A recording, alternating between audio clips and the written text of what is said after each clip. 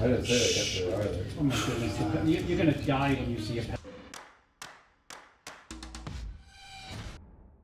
What's up guys and welcome. You are watching Fazi Fitness.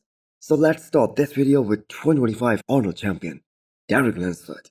So the amount of criticism that Derek got after placing third at the Olympia last year on his first ever title defense, especially on his legs looking downsized compared to his upper half, and also all the criticism that he faced even back in 2023 when he won the Olympia for the lack of detail on his chest and his shoulders. The media should have also highlighted the unbelievable improvements that Derek made, especially from the Olympia last year to this year's Arnold. The reason is the whole bodybuilding world was just so focused only on his legs and how they're gonna look like.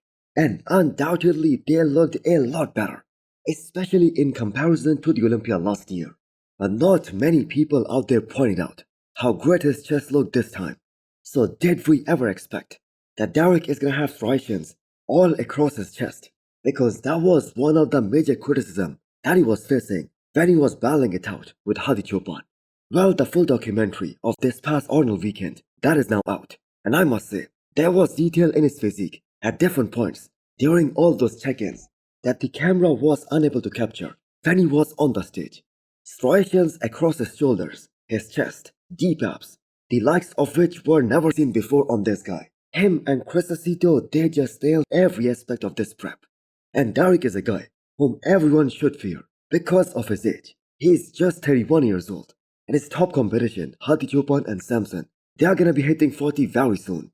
So if Derek can have such a complete physique at such an early age, and the fact is if he stays healthy, how much more improvements can he make in the future? That is just unimaginable, because the man is just entering his prime. So ain't no one doubting this guy ever again. Now as a bodybuilding fan, I must say that documentary is worth watching. So give it a go guys. So Hostel just dropped some Sherpa lined zip-up hoodies and forced hooded jackets. So do check them out and use the code FAZI10 to get 10% extra discount. Next up we have an update from Stefan Matala, the former classic physique star, now continuing his journey into the men's open bodybuilding. So every time he posts an update, it seems like the man has put on more muscle. So Stefan made a timely exit from classic physique division, or I'm gonna say somewhat timely, because he did spend more time in classic than the fans and the people wanted him to. But that being said, he still took a timely decision because the competition in classic physique, that is getting better and better with every passing year.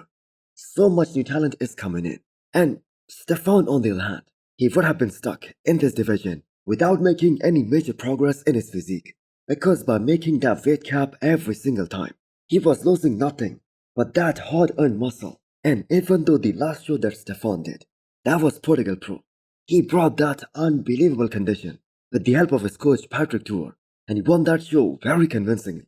But that being said, I have to say he did look a lot better when he was a few weeks out of that show, when he was all round and 3D and bubbly, and when he had all that fullness.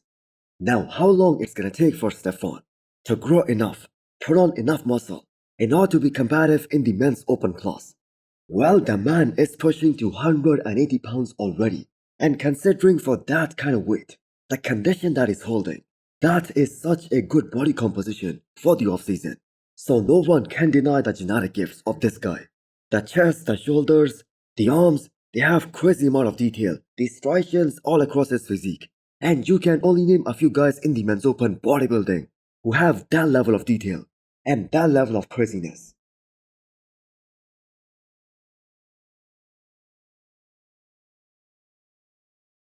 It looks like that the old mutant is now back. So this 9 weeks out physique update from Nick Walker, that is gonna clear any doubts, if there were any, about this guy being on his A game for this upcoming Pittsburgh Pro.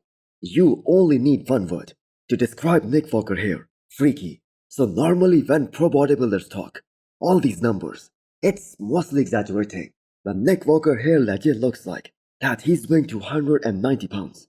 And I cannot believe that we are witnessing this about the mutant, because when he hits that front double biceps, that's quite an impressive V-taper, even though we cannot see his legs just yet. But those arms right there, They are definitely making his head look very small. So since the Olympia 2022, maybe they were playing it all wrong. Matt Jensen, his former coach, he was trying to fix Nick Walker's shape, which he wasn't able to. Because no matter what Nick Walker does, he just isn't gonna be an aesthetic guy. Especially in the kind of lineup that we have now, especially those top 6 spots. And that Arnold 2023 version of Nick Walker, which was probably the most ripped version of Nick. That is a proof that he has to keep playing that size game. Just bring that freak factor. Just overwhelm the whole competition with that freaky mass. And maybe then, he can catch some of these top guys off guard. And then maybe he can sneak past them. So this, without any shadow of a doubt, is the most impressive physique update that Nick Walker has posted since the New York Pro.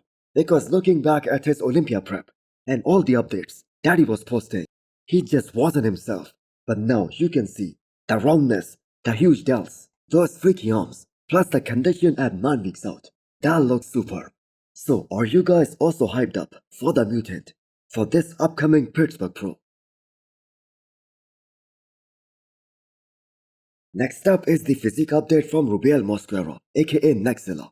So no one knows what his competition plans are for 2025, and maybe it's for the best, because his team and his sponsors, they were quick to announce what shows Rubiel is gonna do last year, and him pulling out of all those shows one after another that did tarnish his reputation big time, and up to a point where the people just don't wanna hear about him.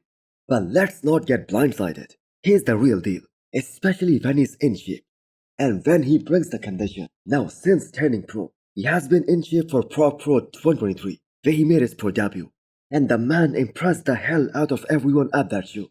So just 28 years old, with some of the biggest legs in bodybuilding, and we can mutually agree over the fact that the issue with Rubiel, that is more of a mental thing, that is more of a psychological barrier.